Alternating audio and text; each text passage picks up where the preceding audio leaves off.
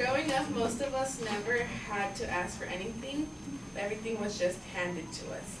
So teenagers in this generation have it easier than their parents did back in their days.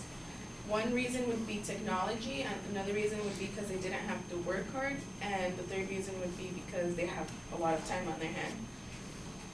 Technology has become a big part of teenagers' life in this generation because back in their parents' day, if they wanted to search something up for research or anything, they would have to go to the library, take out a book, and like take time and search what they wanted to find. But now, us teenagers, we just have to Google it and it pops up right away.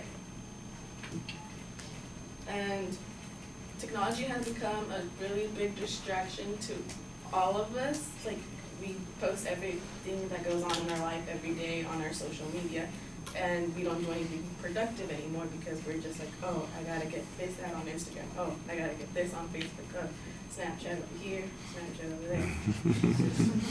What I do most of the time when my parents get mad, they want me to go out and find something productive to do,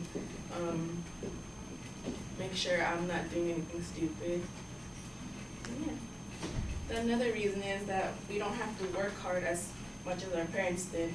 Like my parents were immigrants here. They came from Mexico and they wanted me and my brother to have a better life as we grew up. So they worked hard until we got to college and whatever. So they wanted us to have a better education, better life than what they had in Mexico. And sometimes I take that for granted because I'm just like, oh, well, I didn't live how they did poorly in Mexico. Like, I don't have to ask for anything because I just look at it and I'm like, Daddy, I want that, and go buy it for me. No questions asked. So sometimes I take that for granted and I don't work hard for what I want. I just get it on a silver platter. So my parents broke their backs trying to get me and my brother to be where we are now, while I'm just here being lazy and not wanting to do anything, which sometimes sucks.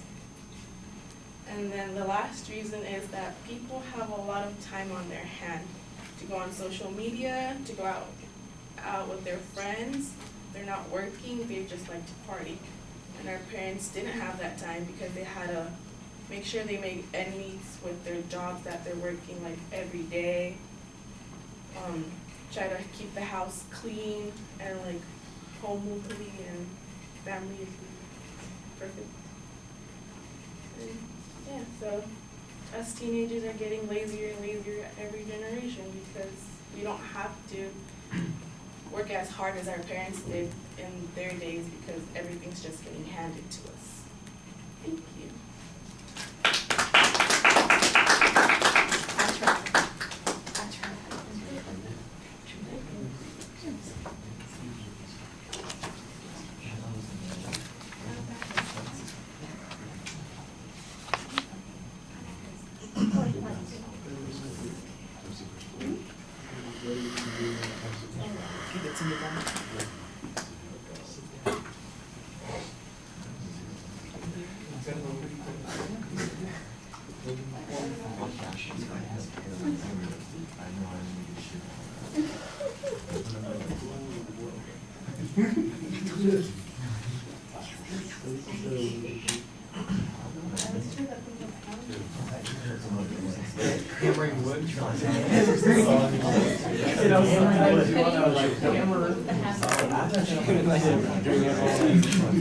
All right, well,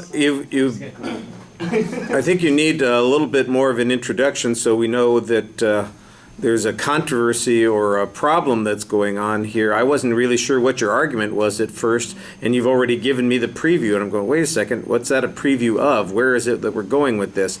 I guess I finally figured out as you were talking that you're going to make an argument that this generation is somehow, like you said at the end, lazier. At the end, I think you got a clearer statement of what your point is than you had at the beginning. And the way you're going to prove it or explain why it's the case, there's some organizational structure there, so we can follow along. I think that helps a little bit.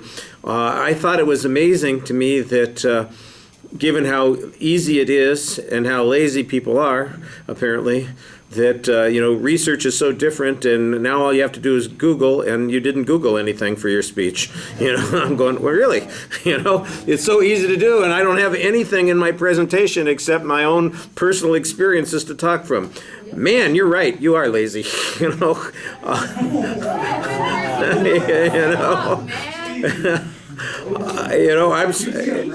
a little brutal, I guess. I'm just agreeing with you. You convinced me.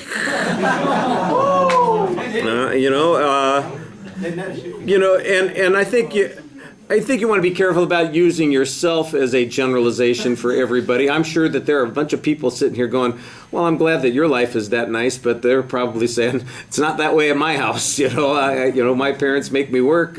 I'm struggling to get by here. I don't have everything handed to me. And I think you want to be a little bit careful about assuming that everybody is in that same situation or circumstance. And you're making a broad generalization based on that information. And I know you're just, for the most part, trying to make do with a speech that's underdeveloped, that's better than doing nothing. Which I appreciate. Make an effort, try, even if it's underdeveloped, at least you've made a speech, which is better than 4 or 5 people who are just going to be walking away here going, well, I guess I'll see Richard in the fall. Please don't come back for my class again. If I couldn't get you through this time, what makes you think I'm going to be able to do it better next time? Try somebody else. Maybe they'll be better for you. Because I am going to, I know some of you will not be getting your credits this semester. And as unfortunate as it is, that's the way it goes sometimes. I thought you delivered the speech pretty well. I think, you are animated when you're speaking. I like the facial expressions that you had. Some nice descriptive gestures when you're talking. I thought that you look engaged. You were a little hesitant about getting up there, but then you finally went, and that's good. All right.